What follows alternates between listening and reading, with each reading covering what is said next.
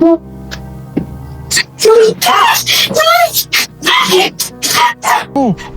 pakikinig ako sa'yo. Sige na, sabihin mo lang. Anong problema? Okay lang yan, sige. Pakinggan kita.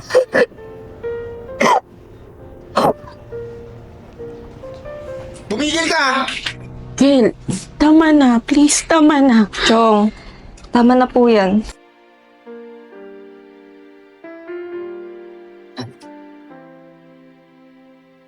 Tignan mo ate.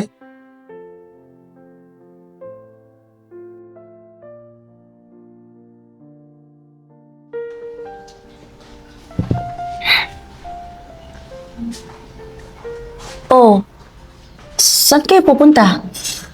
May trabaho kami ni JC. Oh, JC anak, hindi ka ba muna magkakape? Pagtitimpla kita. Di ba na, ayos lang. Kel, ikaw. Hindi na, nagmamadali kami. Ganun ba? Sige na, ito na kami. Tara na, JC. Anak, mag-ingat. Baka mahuli pa Mag-ingat tayo. kayo. Pagalitan pa tayo ni Foreman. Oh ate, Oh, Aldrin, kamusta kamusta? ka naman? Eto, okay naman. Masaya naman. Ang piti mo ngayon ate. Thank you ko naman. Oh, Sai, anak. Ma, hindi mo na ako makakapasok ngayon. Masama kasi yung pakiramdam ko eh. Bakit? May lagnat ka ba? Okay ka lang ba? Hindi naman, Ma. Hindi lang talaga maganda yung pakiramdam ko ngayon. Ganun ba? Sigurado kang okay ka lang ha? Wala ka bang gusto? Wala naman na. Oh, sige. Iwanan ko muna kayo ha? Kasi Sige. may hugasin pa ako dun. Kailangan ko munang tapusin ha? Sige, sige ate.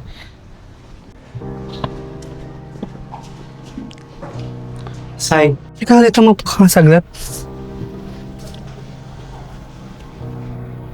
Say, kamusta ka naman?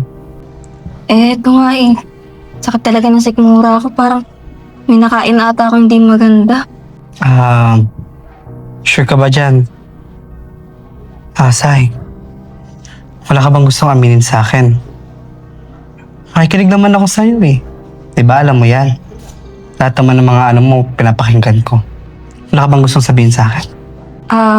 Tito, wala naman. Tsaka, lahat naman sinasabi ko sa'yo. Pati nga yung sa amin ni Hayden, alam mo. Kaya, hindi ako maglilihim sa'yo. Say?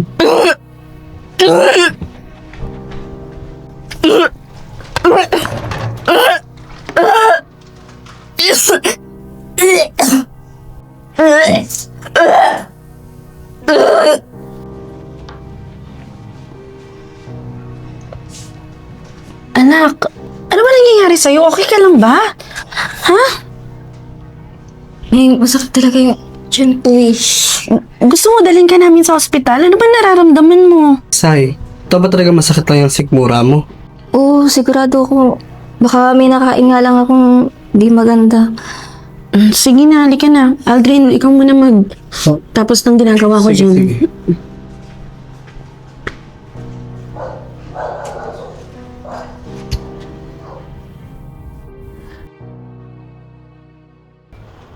Sila Aldrin ba yun? Sila Aldrin nga? Aldrin! Oh, Ginagawa dyan? Montal boss. Ikaw, anong ginagawa mo dito? May tatanong na sana ako sa'yo eh. Kakamustahin ko sana si Sai. Bakit? Ano to kay Sai? Ba't di na siya pumapasok? Sabi kasi ng mga kaibigan ko, madalas na daw siyang ma-absent. Kaya, tatanungin ko sana sa'yo kung ano nangyari. Anong di pumapasok? Halos araw-araw umaalis yun ng bahay ah. Ayun kasi sabi sa akin ng mga kaibigan ko eh. Balitaan mo na lang ako tungkol sa kanya. Hindi na rin kasi kami masyado nakakapag-usap. Ganun ba? Sige, sige. Babalitaan na lang kita tungkol kay Sai, ha? Oh, sige, salamat. Sige, sige. Bye-bye. Huwag matalbos eh. Bakla. Uy. Oh. Ito na nga. May napapansin kasi ako sa pamangkin ko. Yung mga nakakaraang araw. Panay siya duwal. Sabi niya masakit to yung tiyan niya. Baka naman talagang masakit na yun siya, pamangkin mo. Ba't di mo painumin ng gamot or sa center? Bakla hindi lang yun eh. Nakita ko silang dalawa ni Kel. Lumabas sila ng CR. Bakla diba? Ano gusto mong isipin ko? Bakla ilagay mo yung sarili mo sa sarili ko. Diba? Anong isipin ko doon? Oh my God, Aldrin. Baka naman talagang pinagkasamantalahan ng asawa ng kapatid mo yung pamangkin mo.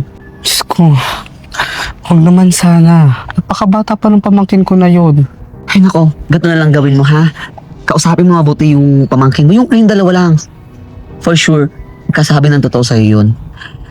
At tutulungan kita kung totoong nasa isip natin. At tutulungan kita dahil may kaibigan nga akong pulis, di ba? Kailangan matapos na yung kasamaan ng asawa ng kapatid mo. Mas maraming salamat ha. Takot din kasi ako, di pa rin to alam ng nanay niya eh. Ako pa lang nakakalam tsaka ikaw.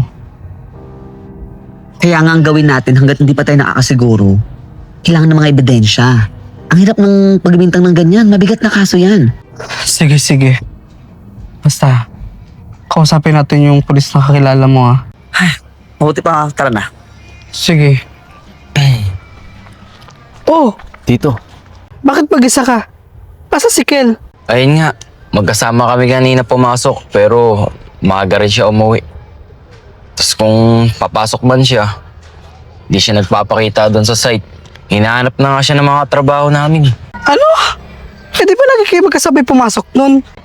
Oo nga, Tito eh. Pero mauna na muna ako. Sama na yung pakiramdam ko eh, para makapagpahinga na rin ako. Oh, sige na. Magpahinga ka na ha. Kawawa naman si JC, haggard na. Bet na bet ko pa naman yan.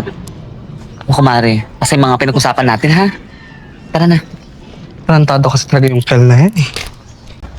Mare, naisip ko lang. Diba sabi ni Hayden, si Sai, di pumapasok. Mm. Tapos sabi ni JC, si Kel hindi rin daw pumapasok.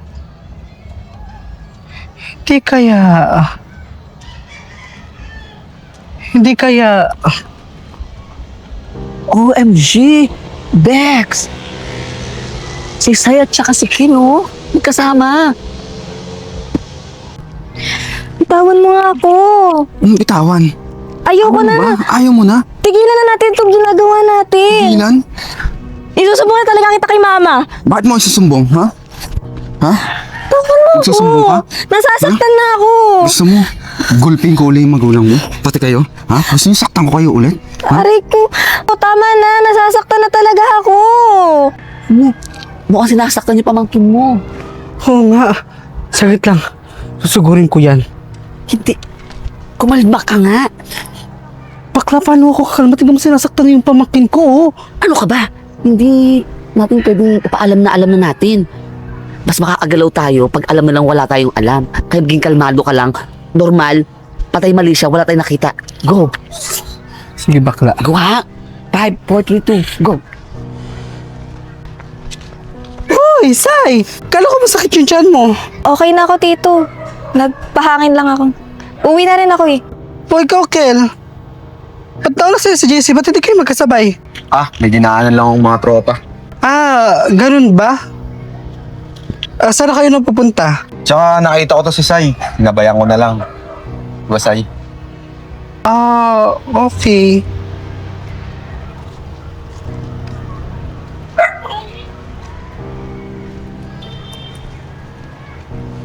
Nakita mo yung reaction ng pamangkin mo? Parang natatakot eh. Basta. Let's go. Ate.